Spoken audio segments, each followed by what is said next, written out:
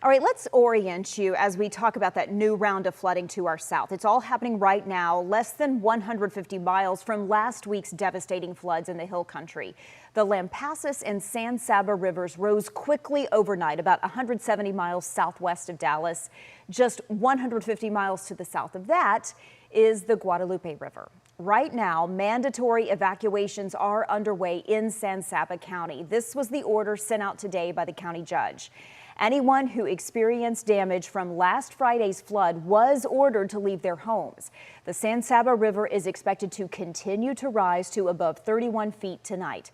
The judge also says he expects all major roads in and out of the area to be shut down by the end of today.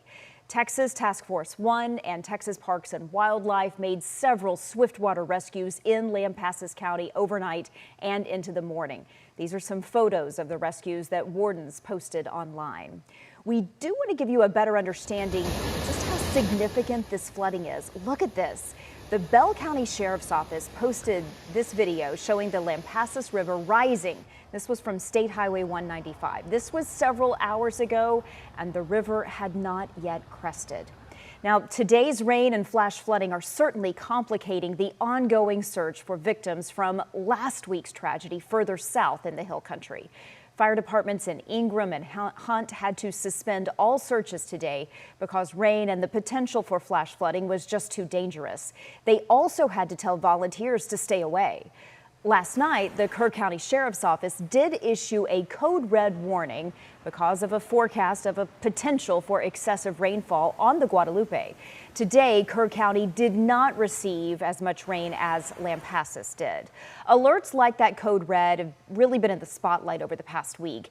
Emergency response will certainly be a top priority for lawmakers when they return to the state capitol to begin that special session 1 week from tomorrow.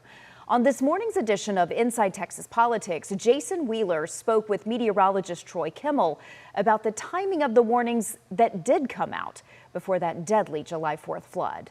Something beyond that point failed, and whether it's at state level or local level, it's somewhere in there. The questions that I would ask if I were a reporter there, I would say, can you see that we get copies of this is easy enough. The Kerr County as well as the City of Kerrville Office of Emergency Management get their emergency action plans. Those should be public record. But I'd also ask this, Jason, which I'm not hearing enough about.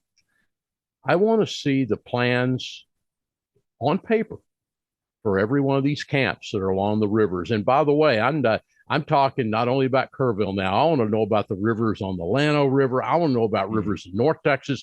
If we have camps where you take your children and you entrust them to care and assume that a week later they'll be given back to you alive.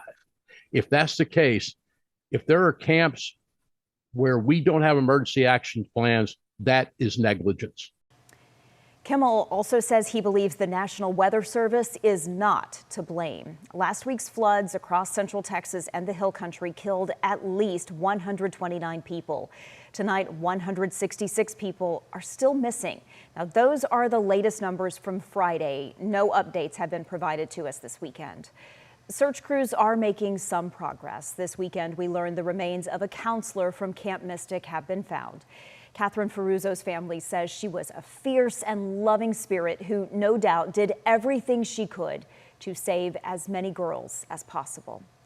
That is just one of the many precious lives lost in this tragedy, especially at Camp Mystic, where at least 27 campers and counselors were killed. Here is a look at pictures loved ones shared with us of victims with North Texas ties.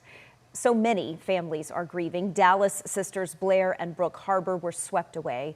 They were staying in a river cabin with their grandparents, who also died. These sisters will be laid to rest tomorrow with a service at St. Rita Catholic Church in Dallas. In a little under an hour, a candlelight vigil for the Hill Country will get underway in East Dallas. It's happening at Munger Place Church. Church leaders have invited the entire community to stop by for an evening of prayer, reflection, and solidarity. They are going to be providing candles. The vigil begins at 6:30 and it should last about an hour. We continue to follow the floods and the aftermath around the clock on WFA+. You can watch live updates and forecasts from our sister stations across the state of Texas. This streaming app is free to download to your smart TV.